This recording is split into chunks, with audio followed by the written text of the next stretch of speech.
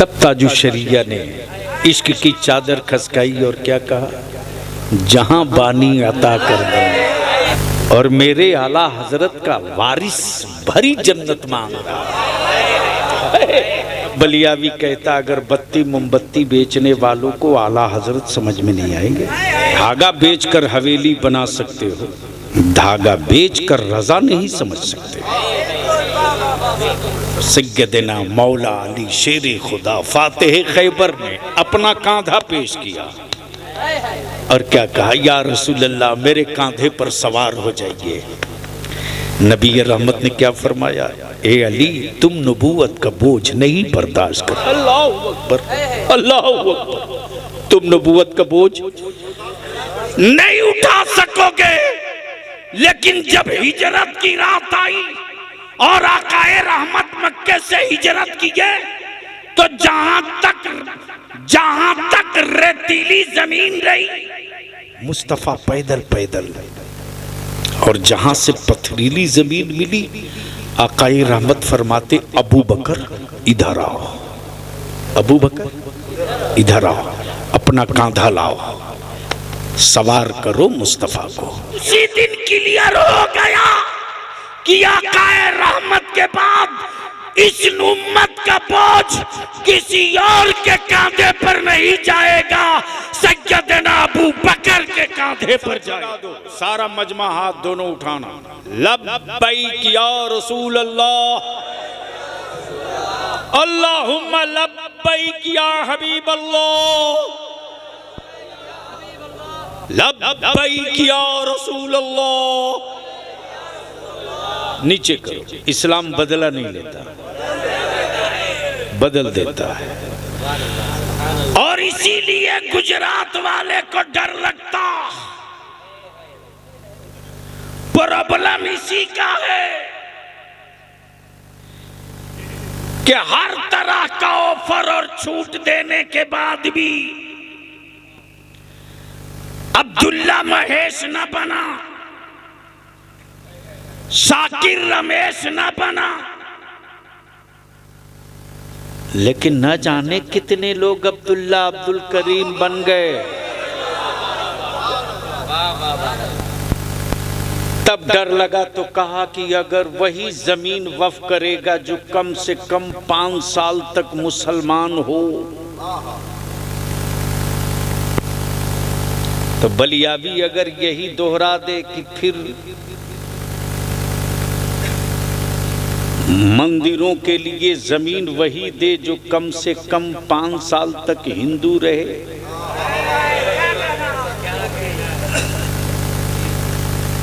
अरे भारत के संविधान ने सबको छूट दी है, जिसको जो धर्म अच्छा लगे कबूल करो, तो उनको डर इसी बात का है कि इस्लाम की पाकीज़गी, इस्लाम की दी हुई हया, इस्लाम का तसव्वुरे ज़कात, इस्लाम में ईसाले सवाब के लिए दान पुण्य, इस्लाम में मसावात और बराबरी का हक, इसलिए कि उनके यहाँ उनके धर्म की किताबें सब नहीं पढ़ सकता। डर इसी बात का है कि उनकी किताबें एक बिरादरी विशेष के लोग पढ़ेंगे, लेकिन इस्लाम का कुरान तो वो किताब है कि कोई भी पढ़ सकता है। डर लगता है कि यही कहीं सबको बदल न दे।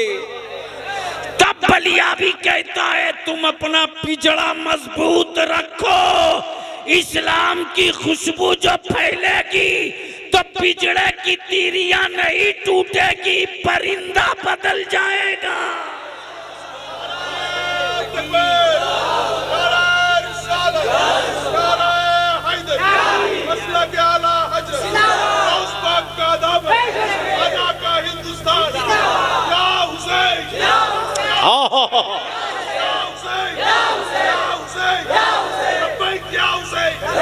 सुभान अल्लाह। एक बात दिल में लिख लो, जो बरेली के इमाम अहमद रजा के मसलक पर चलने वाला है वही सच्चा हुसैनी है। सैयदना अबू बकर सिद्दीक को छोड़कर कोई मौलाई नहीं हो सकता और सैयदना मौला अली को छोड़कर कोई हुसैनी भी नहीं हो सकता। ये बड़ा नाजुक रास्ता है। अहले बैत के लिए बाल बराबर भी बदगुमानी हुई तो भी गए, और सहाबा के लिए खुलफाए राशिदीन सैयदना अबू बकर सिद्दीक सैयदना फारूक आजम के लिए थोड़ी सी बदगुमानी हुई तो भी गए। अब जरा दिल लगा तो मैं तुझको आंखों से दिखा दूं और एक बहुत बड़े फितने को आज दफन कर दो। देखना चाहोगे? कितना टाइम हो गया? ओहो, बहुत देर बोल दी। क्या चाहते हो आगे फिर तकरीर? जो मेरी सेहत है, मैंने मोहब्बतों का ख्याल किया तो जिस तरह आप मेरी सेहत का ख्याल करोगे, बस एक वाक़या। अच्छा एक बात बताओ कि मेरे आका करीम सल्लल्लाहु अलैहि वसल्लम के गुंबदे खजरा में दाएं और बाएं कौन लेटा है?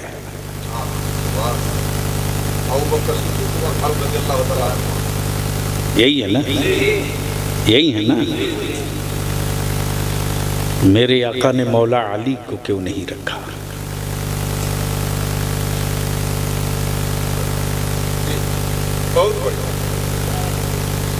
मेरे आका ने सैयदना उस्मान गनी को क्यों नहीं रखा? वो तो कासिमे कुल है। तब ताजु शरिया ने इश्क की चादर खसकाई और क्या कहा? जहां बानी अता कर दे। क्या कहा? जहां बानी अता कर दे। भरी जन्नत, खाली जन्नत नहीं। बोल यार, बोल यार, बोल।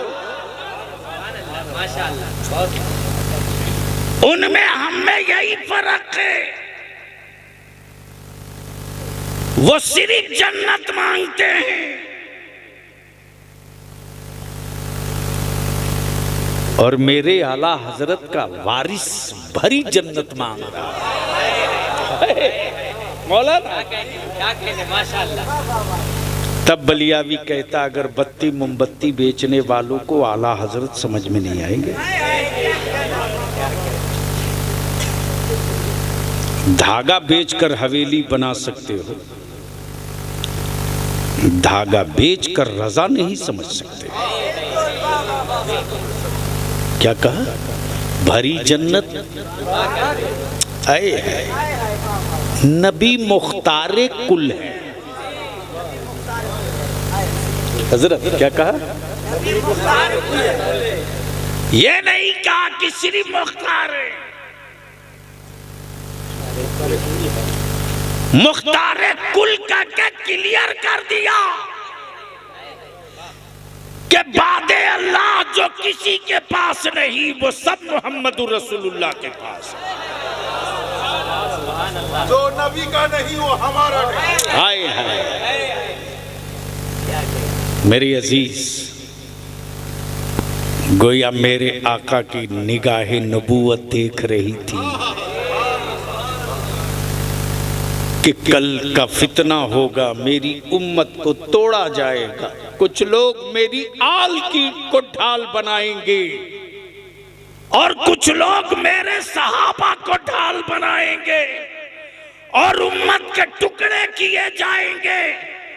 तब नबी ये कौनैन ने फरमाया, कब कब कब कब कब कब जब खाने काबा से बुतों की सफाई हो रही थी, और एक बुत बहुत ऊपर था। आए हाय, एक बुत बहुत ऊपर था। तो सैयदना मौला अली शेर खुदा फातिह खैबर ने अपना कांधा पेश किया और क्या कहा, या रसूल अल्लाह मेरे कांधे पर सवार हो जाइए। नबी रहमत ने क्या फरमाया, ए अली तुम नबूवत का बोझ नहीं बर्दाश्त कर सकते।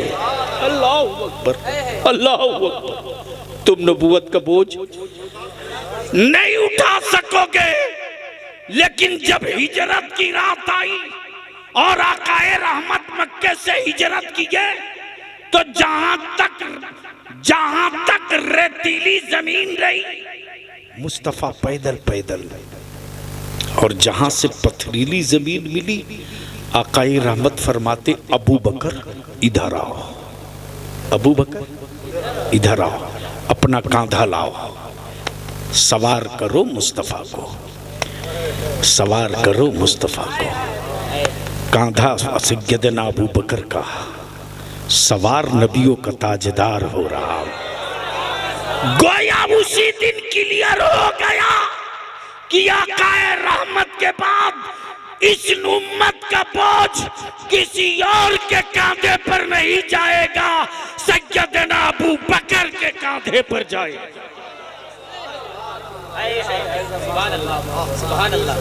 और उसी दिन क्लियर हो गया। आकाए पाक ने गुंबदे खजरा में दाईं तरफ अबू बकर को, बाईं तरफ फारूक आजम को, इसके पीछे किए भी राज के अदब सीखना हो मेरी बारगाह में आने का तो अबू बकर से सीख कर आना, और अगर गुरूर में आओगे तो कल भी उमर की तलवार थी, अब भी उमर की तलवार है।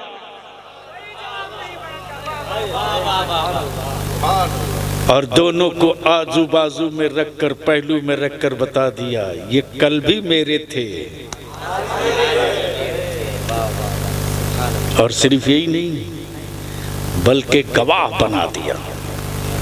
आए है, मालूम है तुझको?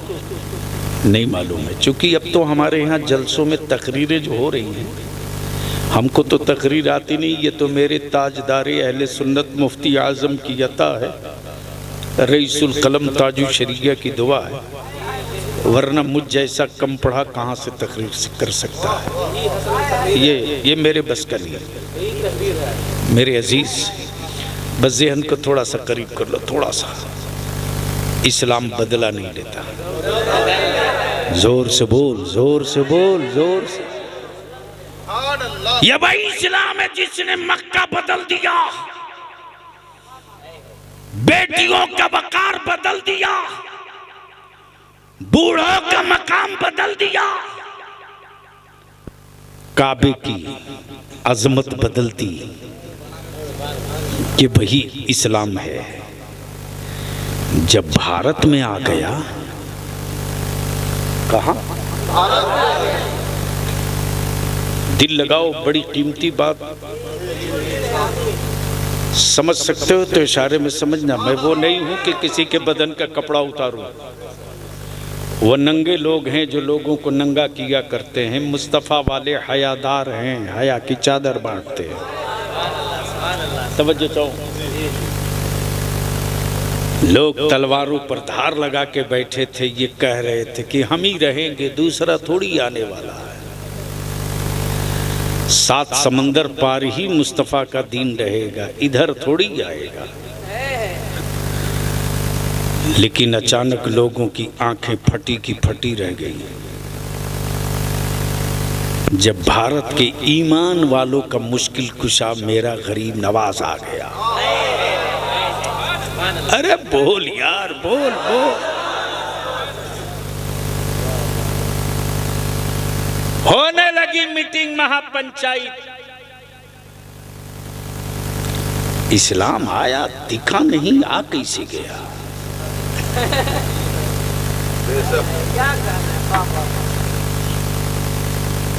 हजरत मौलाना फारूक ने, उमर फारूक साहब आए और हज़रत मौलाना अबुल हसन जमान साहब पूछें जलसे वालों से, क्या नाम बाबू तुम्हारा? शराफत हुसैन।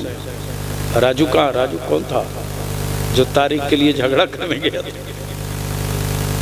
अरे जो तारीख लेने के लिए परेशान किया था वो कहाँ गया? सो गया। तू ही गया था?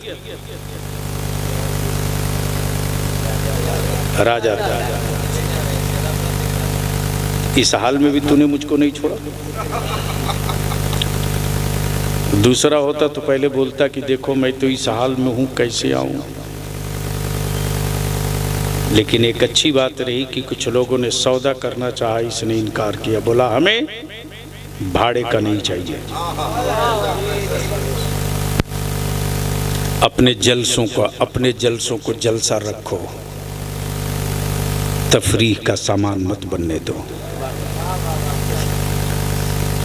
मैं ये अर्ज कर रहा था, क्या कर रहा था, आ गए मौलाना उमर फारूक साहब और मौलाना हसनुज़्ज़मा साहब पूछ रहे हैं कि मौलाना उमर फारूक दिखे नहीं लेकिन आ गए, रास्ता तो यही था, आए किधर से? तो सट्टारी के सदर साहब ने कहा, रे मैं तो यही इसी रास्ते से आया हूं, मेरे आगे आगे तो वही जा रहे हैं। लगता है आपकी नजर दाएं बाएं गई होगी, इसी बीच में वो आ गए। बददिल लगाना, इस्लाम बदला नहीं लेता। जैसे ही देखा कुफ्र की मीटिंग शुरू, बैठ गए मठाधीश। ये है कौन जिसके दाएं बाएं आगे पीछे इर्द गिर्द भीड़ लगी है? और कमाल ये है कि जो भी जाता है उसी के साथ उसी के प्याले में खाता है। यहां तो एक दूसरे के कुएं पर पानी नहीं लेने दिया जाता। वो चले हैं इंसाफ करने मुसलमानों के साथ, जो आज तक अपने कुएं से किसी दलित को पानी नहीं लेने दिए।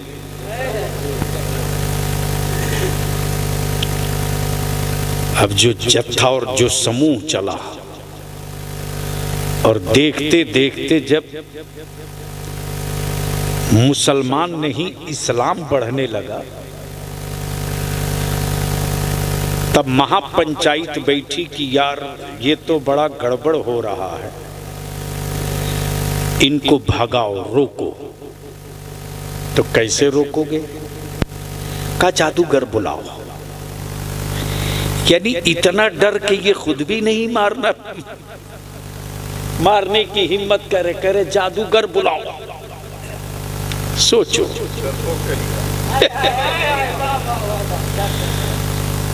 जो जादूगर से इस्लाम को मरवाना चाह रहे, लेकिन ख्वाजा तो ख्वाजा है यार।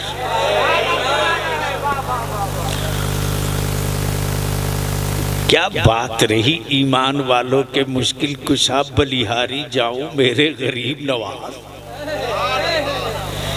क्या दवा इलाज किया है, क्या बढ़िया जल पानी का व्यवस्था किया है। भेजा खड़ा उनको, पीटते पाटते कूटते पीटते लाई नीचे। अच्छा, हैरत है कि खड़ाउन को क्या पता कि जय जोगी जयपाल यही है, वो तो लकड़ी है। क्या हजरत, लकड़ी को क्या पता कि आप ही हजरत, वो तो लकड़ी है।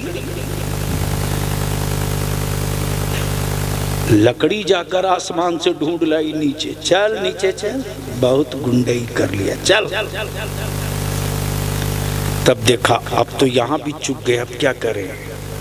कहा पानी बंद करो आना सागर का। क्या कहा? बंद करो पानी, अपने ही ठीक हो जाएंगे। तब मेरे गरीब नवाज खान ने फरमाया अकल के टूअरो, तुम पानी बंद करोगे, मैं आना सागर ही बदल के रख दूंगा। जो बदला है आना सागर तो कुफ्र कांप गया। तब बलियावी कहता है कि इस्लाम बदला नहीं लेता, बदल देता है। हम आपसे अपील करेंगे, गुजारिश करेंगे,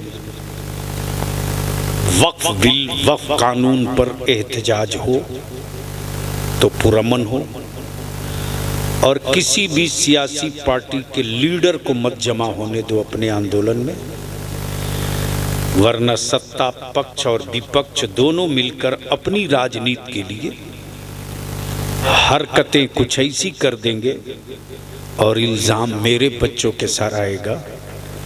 मैं तो साफ कहता हूँ, किसी भी पार्टी के हो, किसी भी सियासी दल के हो, अपने नेता और अपनी पार्टी के सुप्रीमो से कहो कि मुसलमान तो जला हुआ है, आंदोलन कर रहा है। अगर सच्चे मानों में आप मुसलमानों के हमदर्द और वक्फ कानून के खिलाफ हैं तो आप अपनी बिरादरी और अपने धर्म के लोगों को लेकर अलग निकलिए, ताकि हुकूमत पर ये असर पड़े कि इस कानून से सिर्फ मुसलमानों को ही तकलीफ नहीं है, भारत के नन मुस्लिमों को भी तकलीफ है। वरना भीड़ मेरी हो, बच्चे मेरे हों और इनके जज्बात से खेलकर रोटी आप सेकें तो याद रखना ये नुकसान लंबा हो जाएगा। और कमाल ये नहीं कि हम कानून को हाथ में लेकर जंग लड़ें। कमाल ये है कि कानून के साथ रहकर हम जंग जीत जाएं। यही मेरे आका की सुन्नत है और शरीयत भी है। और मैं तो कहता हूँ कि भारत में एक ही लीडर है जिसने पूरी जंगे आज़ादी का नक्शा जो बनाया है, करमचंद राष्ट्रपिता बापू ने, वो किसी मुल्क के हुक्मरां की ज़िंदगी से सीख कर नहीं, मेरे मुस्तफ़ा की ज़िंदगी से सीख कर। अहिंसा का पैगाम मेरे नबी का था, इंसानियत का तहफ़्फ़ुज़ मेरे नबी का था, और उसी पर चलकर इस मुल्क की आज़ादी की जंग लड़ी गई है। ख़बरदार अपने औलादों के दिलों से ये बात निकलने मत दो कि ये मुल्क उसका नहीं है। एहसास दिलाते रहो कि ये मुल्क उसी का है और इस मुल्क में अमन के साथ अपना हक लेने का की ज़िम्मेदारी भी उसी की है। अल्लाह तबारक व तआला अमल खैर की तौफ़ीक़ रफ़ीक़ अता फ़रमाए। यार ज़िंदा खड़े हो जाए। सलात सलाम।